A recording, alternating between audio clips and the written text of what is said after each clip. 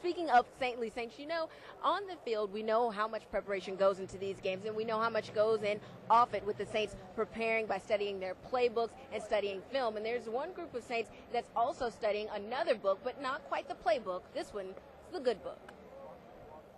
Soon as you turn around, Every Tuesday night, a handful of Saints players and their spouses gather at defensive end Brian Young's house for a study session. But their topic of choice isn't football, it's faith. His life is bigger than football, and this is something more important than how I'm doing on the field, or how I'm playing, or if I'm starting. This, to me, is life. You know, during the season, we can't exactly go to church on Sundays. We're a little busy. So when you have an opportunity to get in the Word with a lot of your peers and wives and your own wife, it's just a great opportunity to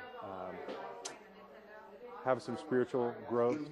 The Bible study is led by Pastor Tim Johnson, and it attracts rookies and veterans alike. I think it would be surprising to people. They think that all we do is play football. But aside from our different occupation, we're just like everybody else. The hallmark scripture for really all of this is, what does it profit a man if he gains the whole world but loses his soul? Some of the loneliest, most broken people I know are people who are in the public eye. And Johnson knows better than anyone the trappings NFL success can bring. He played in the league for 10 seasons. Over 70% of professional athletes, within 3 to 5 years of retirement, are either divorced or bankrupt. Problem is, they built a natural foundation, but not a spiritual one.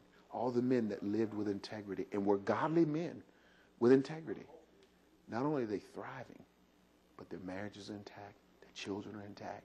They're not a part of that statistic. Brian Young doesn't want to be a part of that statistic either, and he says these Bible studies help him stay on track. Because I hadn't lived my life right. You know, I was partying and doing all these stupid things, out in the clubs every night, out drinking, doing all the stupid things I shouldn't be doing.